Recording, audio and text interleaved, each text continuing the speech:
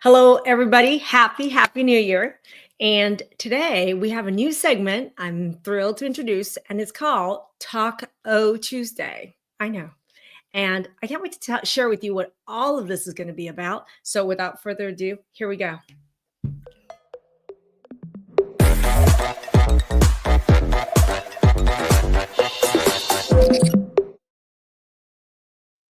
Hey, everybody. I'm Maggie, UMD, functional and holistic medicine physician and creator of Transform and the Transform 5 Pillars approach to dealing with root causes to any chronic illnesses. Today, what I would love to do is a couple things. This is a new segment and it's called Talk O Tuesday. I mentioned it last night. I don't know how many of you guys caught my live last night. If you did, type in chat that you were there last night. I would love to see who was there, who saw my live last night. And today we're diving right into what is Taco Tuesday. But before we do that, I do want to remind everybody this Thursday, I want to work with you live. And in fact, I am going to be doing a live workshop Thursday, and I'll pop up something on the screen. There's a QR code for you to register for that. I'm going to be doing a live workshop working with you guys on how to, thinking about how do you get reflective on where things have gone in 2024. How do we measure, put some, what I call KPIs, metrics, data. How do you use data to take a look at what has happened in 2024 to measure, right? Some of the goals that you had in 2024, where are you at? And then number two is, well, great. Screw New Year's resolutions. What are the goals that you want in your health in 2025? And what are some tools? What is a tool with which I'm going to work with you on that's going to help you create a step-by-step action plan personalized to you? You're going to leave the workshop with that in hand of a strategy of the exact action steps, tactics, strategy that you're going to need to reach your health goals in 2025. That's going to be a live workshop. And what I want to do is, there it is. It's going to be Thursday this week. I forgot, is that the 9th? Yeah, that's the 9th. And it's going to be at 11 a.m. Pacific Standard Time and 2 p.m. Eastern Standard Time.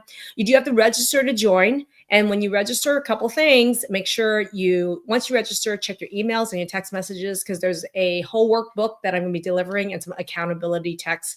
That's going to make sure that you're going to show up and I'm going to show up. And we're going to play full out. It's going to be fun. So that's a workshop that I'm doing on Thursday. That's the invite. Now, let's dig into what Taco Tuesday is about, everybody. And wherever you're watching from, whoever's on with me right now, remember, I love to talk with you. I don't want to talk at you. So if you're watching, tell me where you're watching from and give me some idea of what's going on in your health. What are some health goals that you think you're going to have in 2025? What's one health goal? Type it into chat. Now, speaking of Taco Tuesday, to me, one of the things that I've wanted to do is have a segment where I get to talk with you casually, personally, of what's top of my mind. What's something that's come up that's interesting to me, or one of our client wins, a quick lesson, a quick talk. And today, one of the top things that came up for Taco Tuesday for me was a recent battle of wills, maybe, or a problem or a controversy in my household. And it's around this, the term, which we're going to talk about. What is the soup of Theseus? So since this was a controversy that arose in my house, and it's not an infrequent controversy, I'm going to bring in my husband, Jonathan, and I'm going to let him start to tell this tale of what is in our house, the soup of Theseus here. This is his term, not mine. How many of you are familiar with Greek? So how many are you familiar with the ship of Theseus thought experiment? Type in chat if you know what the ship of Theseus thought experiment is. I thought it was Greek mythology. No, it may come from some kind of Greek mythology, but it's actually more of a thought experiment. Okay. All right. Let's talk it through. We have a story to tell here. So this all started a month ago, but this is something that happens at our house probably on a fairly regular basis. Yes. I made a soup. As you do, as she loves soup. I love soup. I love the Instapot. I love soup. I love to cook. All right. And soup to me, how many of you love soup? Yes. I do. I love soup. And so I made a soup, and I made a soup that was like a bean and mushroom soup. Okay. Well, at least that's what it started. It started out as my bean and mushroom soup. Kate loves soup. Awesome. Love that. Okay. We had the soup and it was great and it was delicious. Yeah. And as you eat the soup gets low, starts to deplete in the pot. Okay. And then what I do is I obviously, how many of you guys, when you make soup, you got to make a pretty decent sized pot. And when you're done with that pot, or the couple bowls that you eat, you put it in the fridge, as I do. And then of course it kind of evaporates, dries out a little bit, whatever. By the time you're like the next day or the 2 days or 3 days later, I'm reheating the soup. And of course, when I reheat the soup, it's in an Instapot. It's in an Instapot. It's right on the stove. We got a pot filler. It's a good soup. Why don't we have the soup last a little longer? Let's add more water to it. We had some leftovers. There's some leftovers from the night before. And it was like some, meat or veggies that had some bone in it. Let's throw that in because, no waste. And the more layers of flavor there is, the better the soup is, right? And if you say so. So I throw those things in. I actually shut the Instapot, another 30 minutes, voila, another soup. Okay, this is day 3 or 4 of I used to call it the giving soup. Okay, and then that was good. Yeah, it's good. I mean, it's like a pot of chili as it has time to cook and the flavors get to meld. It just gets better and better. It was good. It was good. The idea behind this giving soup is solid. Yes, I will not disagree with that. And then we went away on a vacation for a week. And then we came back and I was like, look, we still have soup. There's this whole pot of soup in the refrigerator. And let's have some soup. But, it's a week.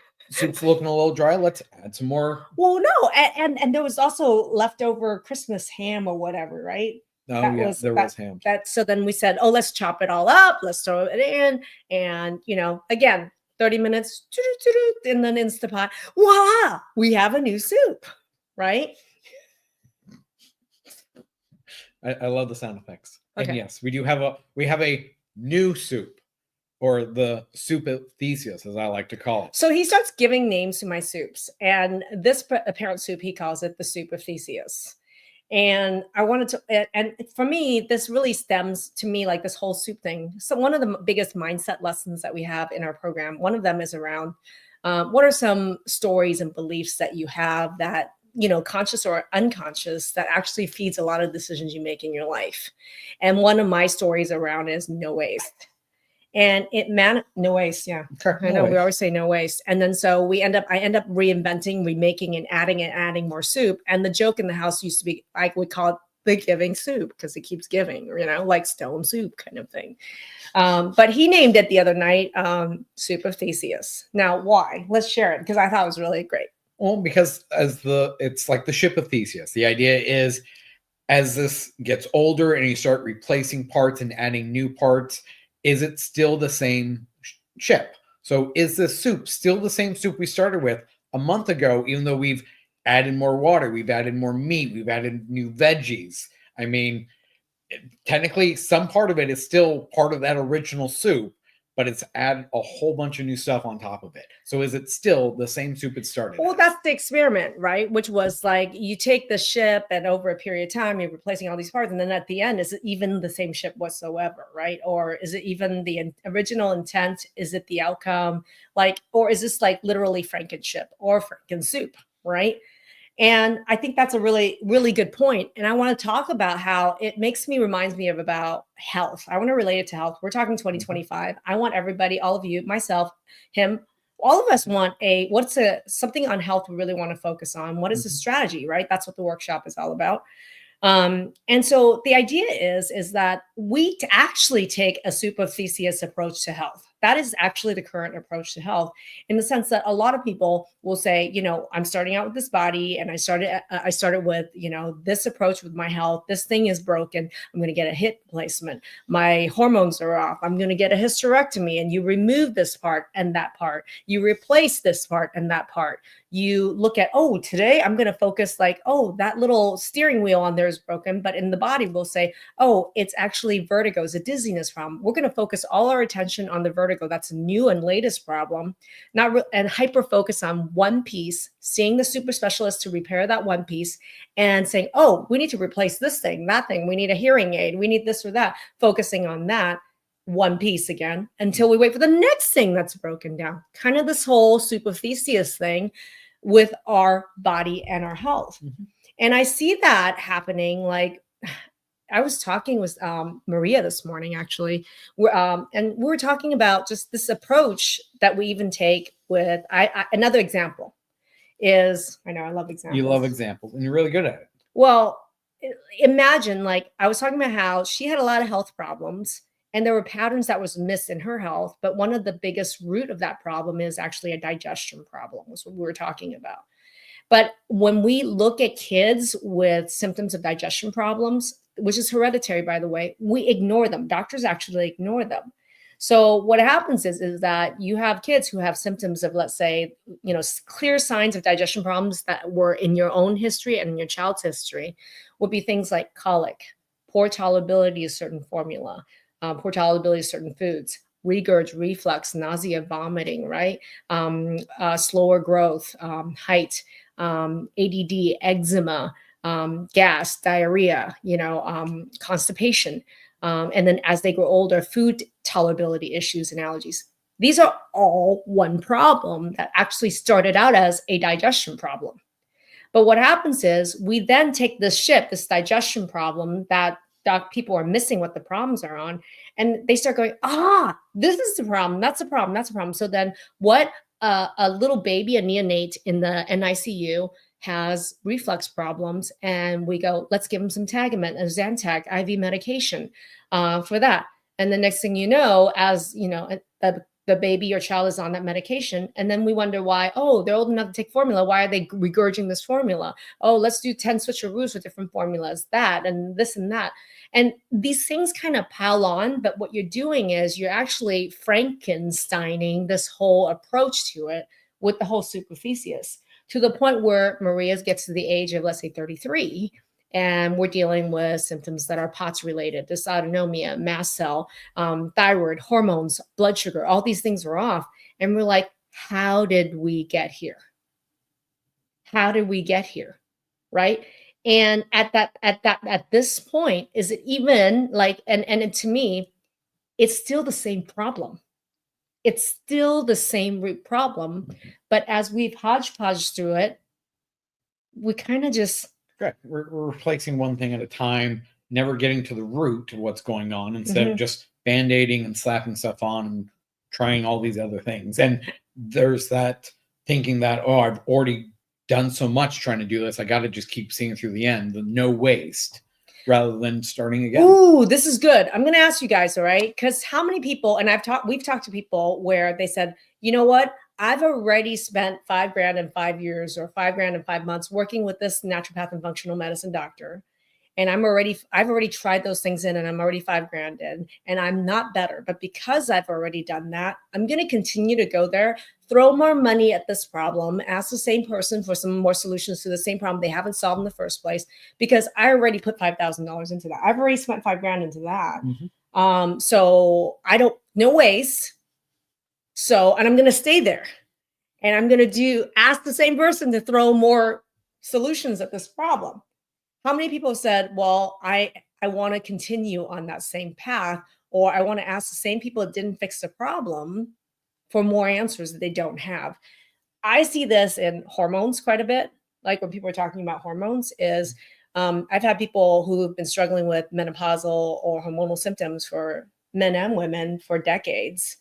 And, I had a guy, Charles, and going to a testosterone replacement doctor for the last 6-7 years to replace testosterone at really high doses. And meanwhile, his hormones and the physical symptoms were really tanking. I mean, I'm talking severe brain fog, severe brain fog impacting his job.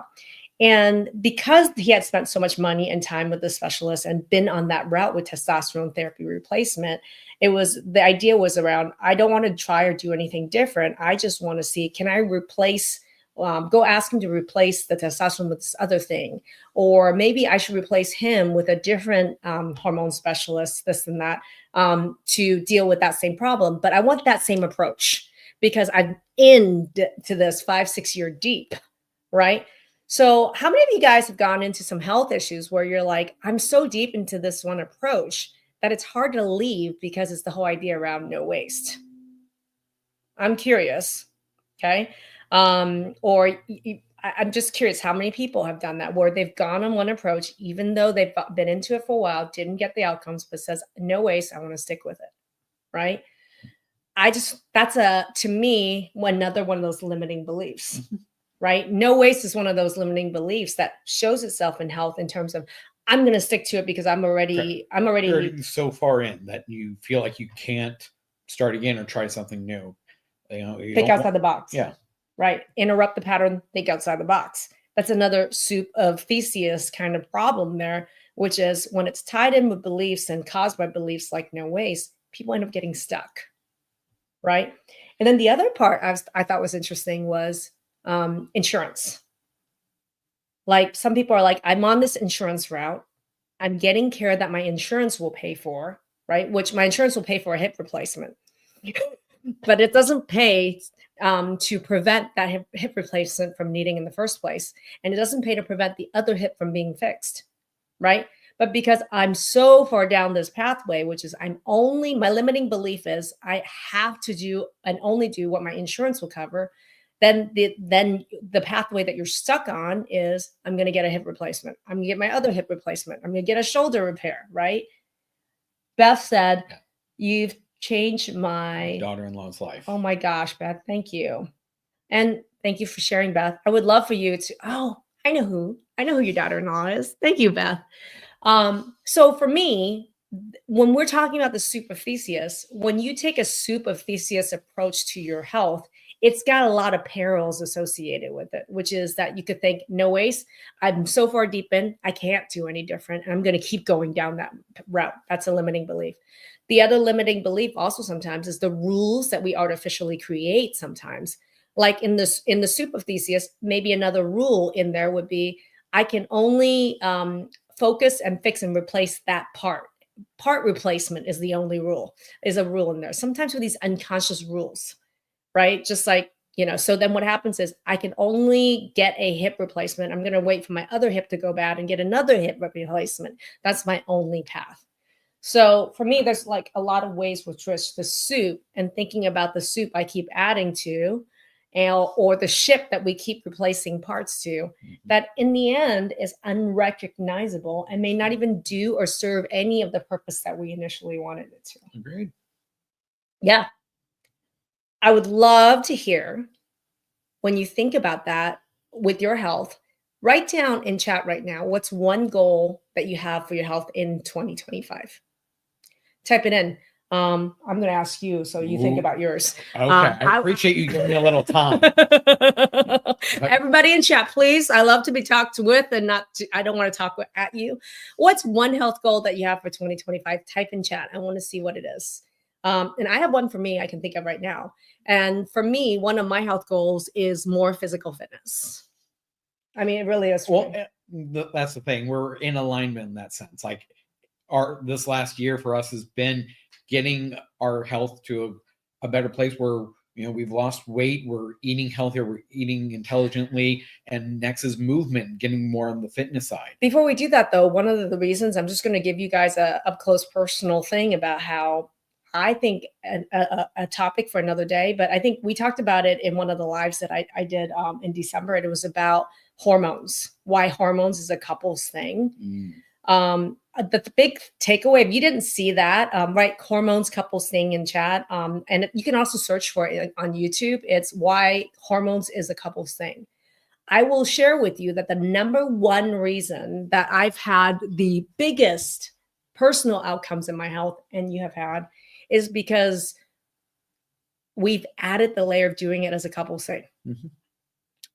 In that there is community, accountability, communication, education at the same time. I'm not telling him what to do. He's not nagging me on what to do. Right. Like we're working together and reinforcing each other, supporting each other to make better choices, every day. And you're not perfect every day, but it's not a antagonistic approach. It's, oh, hey, we did this yesterday. Let's do better tomorrow.